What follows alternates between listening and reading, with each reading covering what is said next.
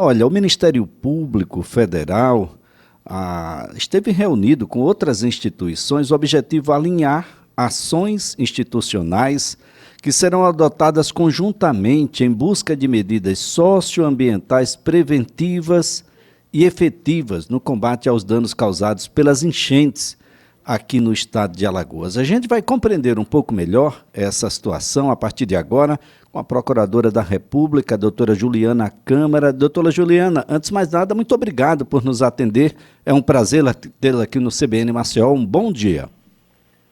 Bom dia, Elias. O prazer é todo meu de poder dialogar com você e com sua audiência.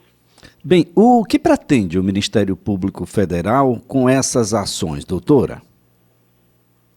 Bom, o objetivo principal é fomentar, estimular os gestores municipais a adotarem medidas permanentes de combate aos danos causados, pelas enchentes. A gente teve um fenômeno que ocorreu em 2010, que causou muitos danos, afetou vários municípios do estado de Alagoas, e agora em 2022 a gente viu toda essa situação se repetir, E, infelizmente, com as mudanças climáticas, nós vamos ver que esses eventos vão ser cada vez mais recorrentes e nós precisamos nos antecipar, aos danos que vão ser causados à população. De fato, doutora Juliana, a senhora relata uma reincidência, Praticamente as mesmas coisas que acontecem numa inundação, do ponto de vista dos danos materiais, as pessoas ambientais, socioambientais, numa próxima enchente vai acontecer novamente, ou seja, moradias que não são dignas, em locais onde sabidamente a inundação vai alcançar. Esse ciclo é que o Ministério Público Federal quer interromper, não é isso? Exatamente.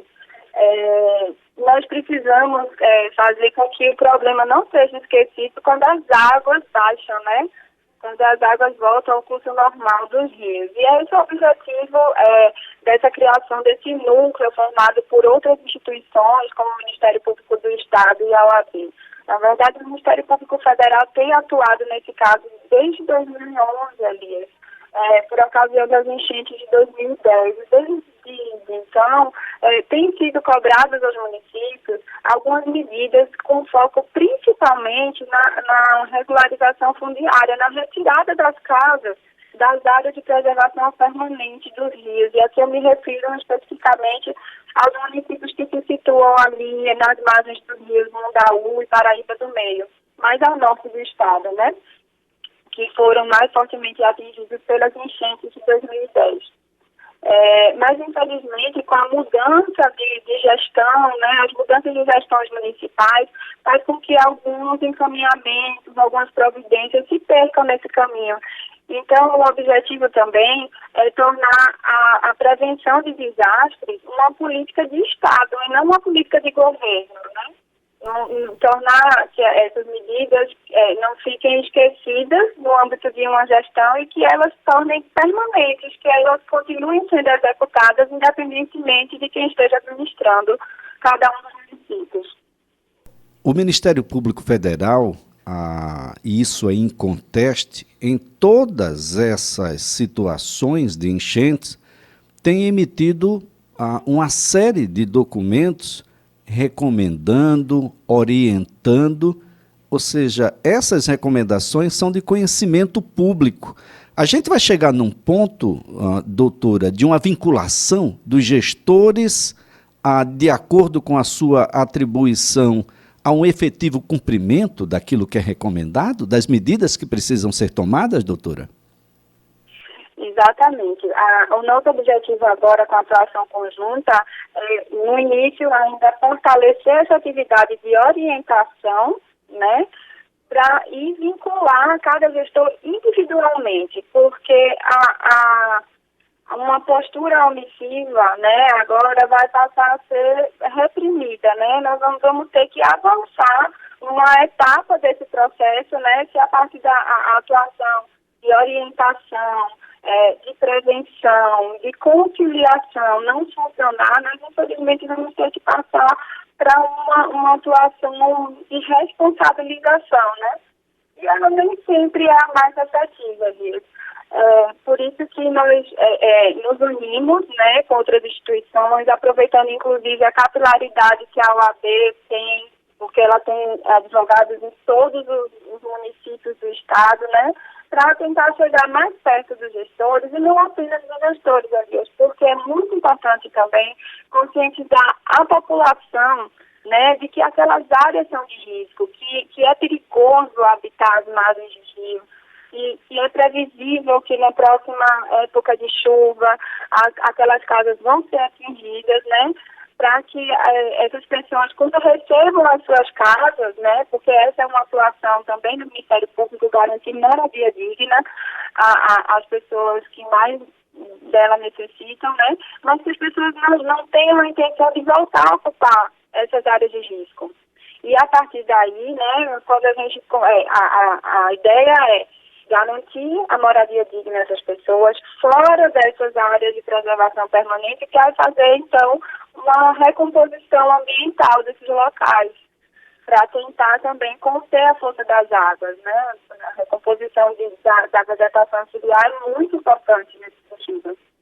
Uma iniciativa necessária do Ministério Público Federal. Os municípios têm condições de fazer um zoneamento, doutora, de onde não pode ser ocupado, seja por pessoas na condição de moradia, seja por empresas na condição de negócios, e isso precisa ser, de uma certa forma, preventiva também. Além de corretiva daquilo que já está ocupado, mas que precisa ser desocupado, de forma preventiva. Não é incomum aqui na própria cidade de Maceió nós encontrarmos locais onde não deveriam existir moradias, barreiras, grotas que passam a ser ocupadas, que não vai dar a condição de dignidade necessária para uma boa vivência e convivência, e isso é feito à luz do dia e sem qualquer mobilidade do ente público municipal, principalmente na contenção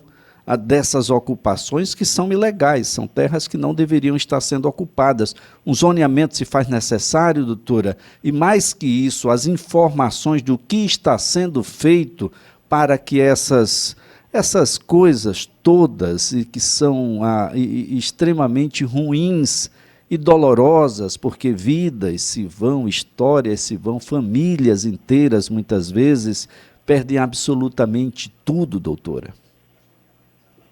As suas observações são extremamente pertinentes, Elias. A gestão do risco a desastre, ela é uma coisa que se alonga, ela precisa ser feita antes do evento, durante o evento e após o evento. Quando eu falo em evento, eu falo assim, fortes chuvas, em enchentes e inundações. Então, quando a gente está num período, né, em que não estamos sendo atingidos, né, diretamente pelo, vamos chamar de desastre natural, mas a gente precisa desnaturalizar esse desastre, né? É preciso adotar medidas de prevenção, de mitigação, de preparação. E nessas medidas de prevenção são justamente essas providências a que você se referiu, né? Fazer uma fiscalização e evitar a ocupação dessas áreas de risco, isso antes de acontecer os desastres, né? Não permitir que as pessoas ocupem locais em que elas podem comprometer, né? Colocar suas vidas em risco. Não esperar que a chuva comece a cair para adotar essas medidas, né? Durante o evento, né, é preciso dar uma resposta, aí sim, procurar atender essas pessoas da forma mais rápida possível, abrigá-las, adotar medidas de contenção. E quando as águas baixam, digamos assim, né, após o evento, aí é preciso voltar os olhos a medidas de recuperação e reconstrução. Né? E, de certa forma, a gente está agora nesse período. E é importante também mencionar, Deus, que ao longo dessa atuação no Ministério Público Federal, nós conseguimos fomentar e constatar que o Serviço Geológico do Brasil, a CPRM, fez estudos em vários municípios de Alagoas justamente para apontar as áreas de risco. Isso é uma ferramenta que é muito importante para os gestores municipais. Bem, doutora, o que deve acontecer a partir de agora? O grupo está formado, os gestores não serão modificados, pelo menos os municipais. Estamos ainda concluindo a metade do mandato, de modo que estamos finalizando também um período chuvoso. O próximo período, só o ano que vem, é tempo suficiente para que a gente possa planejar e executar todas essas medidas que estão sendo propostas aí pelo Ministério Público Federal. Num primeiro momento, nós vamos aproveitar, inclusive, o mote do Dia Internacional para a redução de risco de desastre, que é dia 13 de outubro, né? Foi uma data que foi idealizada pela ONU, né, para chamar a atenção desses problemas. E aí o grupo vai aproveitar essa data para, de alguma forma, chamar os gestores e mostrar todas as ferramentas e todas as informações, né, que já estão postas, né, que órgãos como eu mencionei, a CPRM, o IBAMA também já fez um mapeamento das áreas de risco nesses municípios da bacia hidrográfica do Mundaú e do Paraíba do Meio, e orientá-los, assim, apresentar um guia prático mesmo sobre as medidas que precisam ser adotadas. A partir daí, ninguém vai poder alegar que não sabia, né, Elias? Né? As orientações e o problema vai ser exposto de uma forma bem didática, né, com a demonstração das medidas que precisam ser adotadas, e a partir daí a gente vai começar a acompanhar em cada município quais são as providências concretas que vão ser tomadas por cada gestor. E providências dessas, que, repito, precisam ser formatadas de uma forma que permita que elas sejam implementadas sempre continuamente, independentemente de quem esteja no comando da gestão municipal. Muito bem. Doutora Juliana Câmara, foi um prazer tê-la aqui no CBN Maceió. Uma excelente quinta-feira para a senhora. Muito obrigado mesmo pela participação. O prazer foi meu, fico sempre à disposição, Elias. Um abraço. Doutora Juliana Câmara é procuradora da República.